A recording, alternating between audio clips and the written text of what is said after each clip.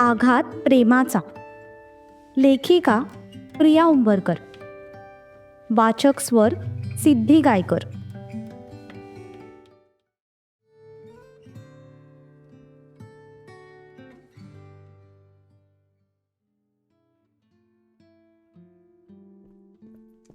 सक्षम ऑफिसवरून घरी आला आणि तडक त्याच्या रूमकडे निघाला.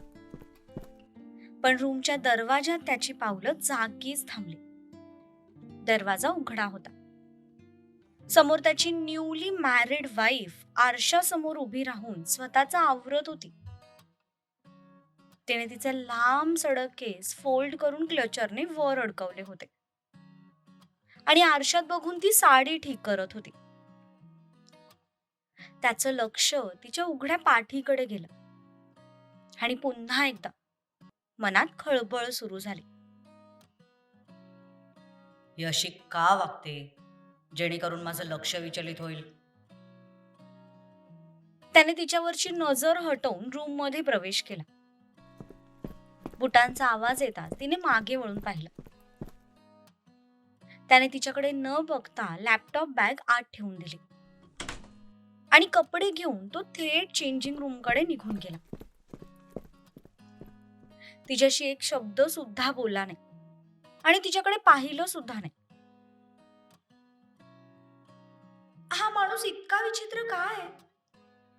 सकाळी मला धमकी देऊन गेला आणि वरून आता मलाच ॲटिट्यूड दाखवतोय. तिने क्लचर मध्ये अडकवलेले केस मोकळे सोडले आणि ते विंचरायला सुरुवात केली. थोड्या वेळात तो फ्रेश होऊन आणि कपडे चेंज करून बाहेर आला. त्याने स्वतःचा फोन चार्जिंगला लावला. मोबाईल चार्जिंगला लावून तो मागे वळाला. पण समोर तिला बघून एका क्षणासाठी तो दचकलाच. ती हातात पाण्याचा ग्लास घेऊन उभी होती. हे घ्या पाणी. नकोय मला. तिला क्रॉस करून तो ड्रेसिंग टेबल कडे निघाला. त्याने ड्रॉवर मधून कंगवा काढून केस विंचरायला सुरुवात केली. तुमच्यासाठी कॉफी आणू? बरोबर बोलायचे बाबा आणि काका. या बायकांना माहेरी जायचं म्हटलं ना की यांच्या अंगात चांगुलपणाचं भूत शिरतं. त्याने हातातला कंगवा पुन्हा आत ठेवून दिला. वळून तिच्याकडे पाहिलं.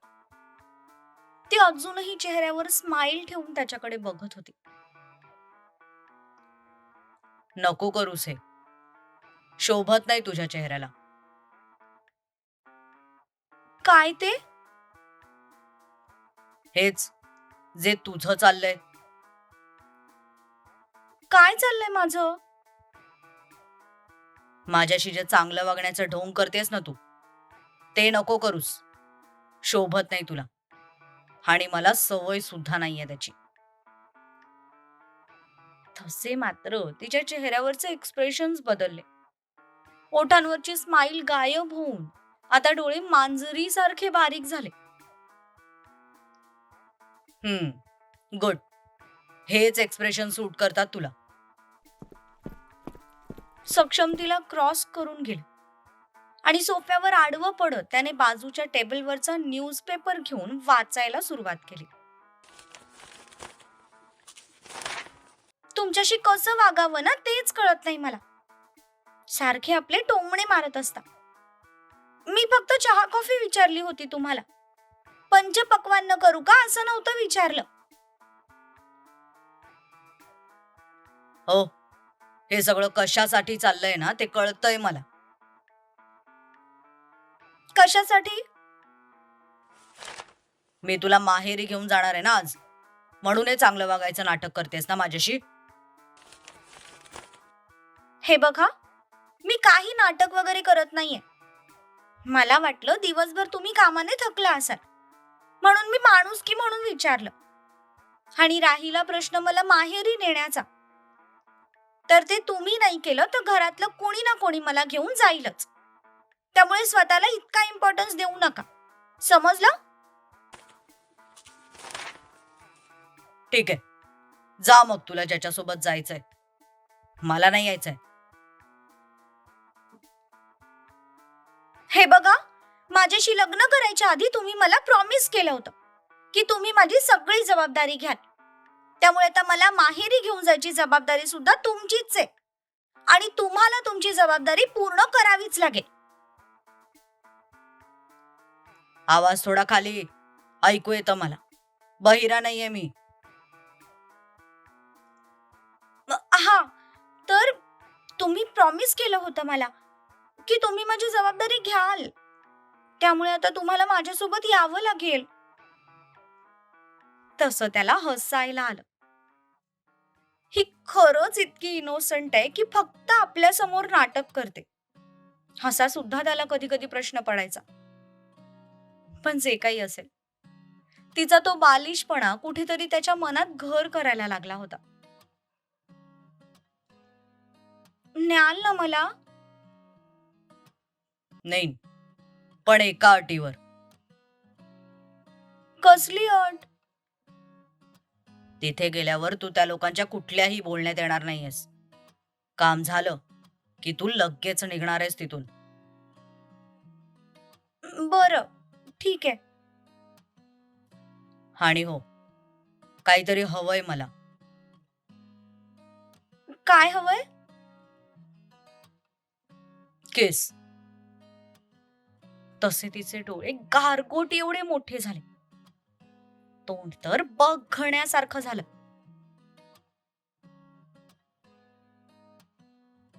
म्हणजे खोबऱ्याचा किस. आय मीन, खोबऱ्याच्या वड्या बनवता येतात का तुला? सकाळी तू शिरा बनवला होतास ना, पण तुझ्या भावाने येऊन सगळे तोंडाची चवच बिघडवली. सो तू उद्या खोबऱ्याच्या वड्या बनवायच्या. तेव्हा कुठे तिचे एक्सप्रेशन्स नॉर्मल झाले, पण त्याला मात्र तिच्या तोंडाकडे बघून हसूच कंट्रोल होत नव्हतं. माहिती नाही का, पण आजकाल तिची खेचायला त्याला जाम मजा वाटायची.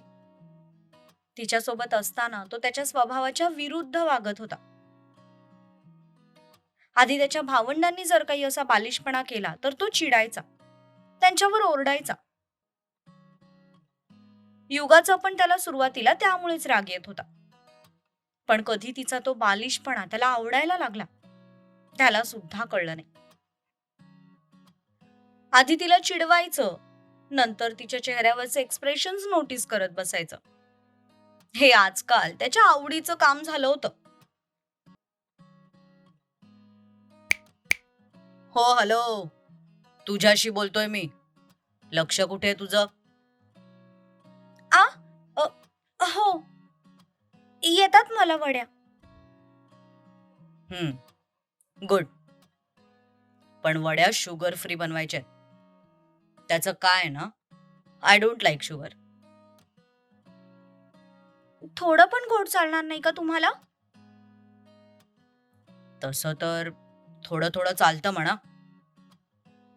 तो तिच्या ओठांकडे बघत होता, पण त्याच्या बोलण्याचा अर्थ फक्त त्याला माहिती होता. मग थोडी साखर टाकू शकते ना? नो, शुगर फ्री बनव. तसा तिचा चेहरा बघण्यासारखा झाला. तिला त्याचं सगळं बोलणं डोक्यावरून जात होतं. चल आता निघूया.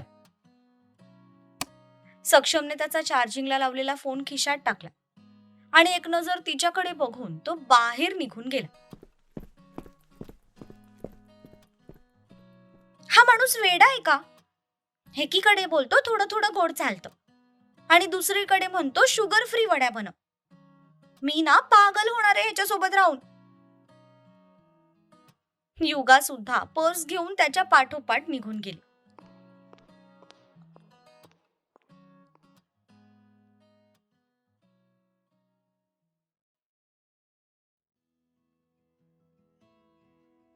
दोघे किर्लोस्करांच्या घरी जायला निघाले. तो ड्राईव्ह करत होता आणि ती त्याच्या शेजारी गप्प बसून होती. मध्ये मध्ये ती त्याच्याकडे तिरप्या नजरेने बघत होती, पण तो मात्र आता गंभीर चेहऱ्याने शांत बसला होता. अहो ओ शुक. तसं त्याने तिच्यावर एक करारी नजर टाकली. काय आहे? ते आपण लग्नानंतर पहिल्यांदाच माझ्या घरी जातोय हा मग? आणि बाबा आजारी आहेत ना. मग जाताना एखादा डॉक्टर सोबत न्यायचाय का? नाही, पण आजारी पेशंटला भेटायला जातोय म्हटलं तर निदान थोडे फ्रुट्स तर घेऊ शकतो ना आपण.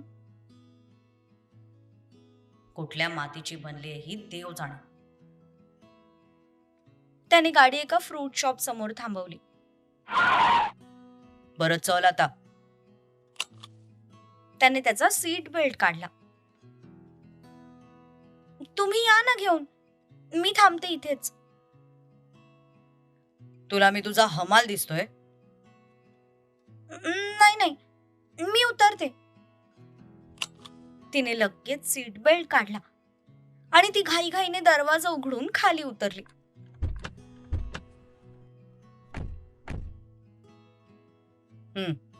घे काय घ्यायचंय ते. दादा, 1 किलो सफरचंद द्या, 1 किलो संत्री द्या आणि हो, 1 डझन केळ्याची फणी पण द्या. तसं सक्षमने तिच्या तोंडाकडे बघितलं.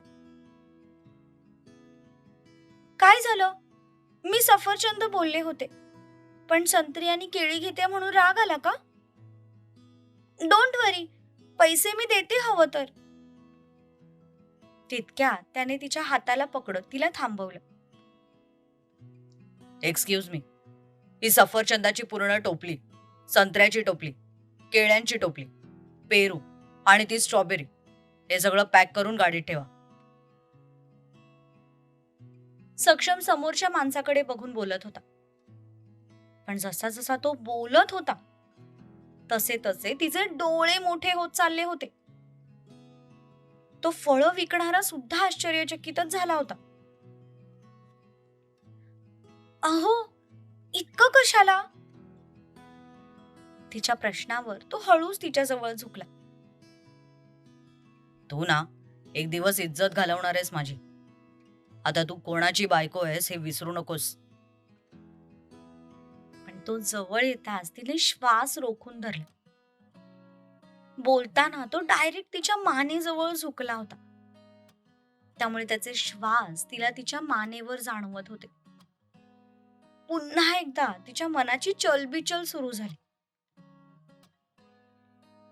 साहेब, नक्की देऊ हे सगळं?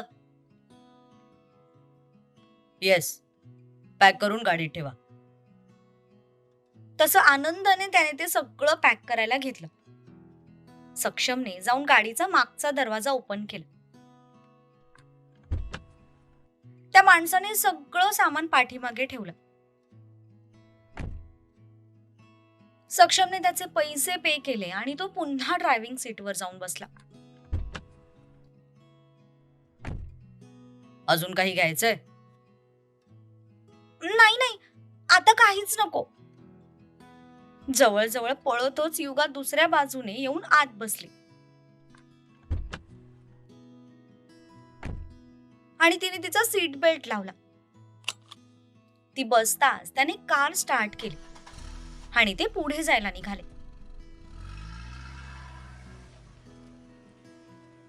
परत जर मी या माणसाला काही काम सांगितलं ना तर शपथ आहे मला स्वतःचीच. घरचे काय करतील आता इतक्या फळांचं? सडून जातील उगीच. मी एक काम करते, सरूला सांगते ही फळं घेऊन जायला. ती जाऊन मंदिराच्या आजूबाजूच्या मुलांना तरी वाटेल. निदान तेवढेच त्यांचे आशीर्वाद तरी मिळतील यांना. ती तिरप्या नजरेने सक्षमकडेच बघत होती. मला माहितीये की मी हँडसम आहे, म्हणून तू हावरटासारखं माझ्याकडे बघावंस असं नाही काही. मी तुमच्याकडे बघत नव्हते. अच्छा, हा ब्लू गॉगल कसा दिसतोय मग मला? तुम्ही ब्लॅक गॉगल लावलाय. तिने पटकन उत्तर दिलं तसा तो गालात हसला. त्याच्या हसण्याने तिला सुद्धा तिची चूक समजली. तशी तिने तिची जीभ चावली आणि खिडकीतून बाहेर बघू लागली. एक नंबरचा आगाऊ माणूस आहे. कुणावर गेलाय देवच जाणे. मला मनातलं पण ऐकू येतं हा. शिव्या देऊ नको उगीच. ऐकू येतं ना? मग इथून पुढे माझ्या मनातलंच ऐकत जा, कारण माझी तर आता काही तुमच्याशी बोलायची इच्छाच राहिली नाहीये.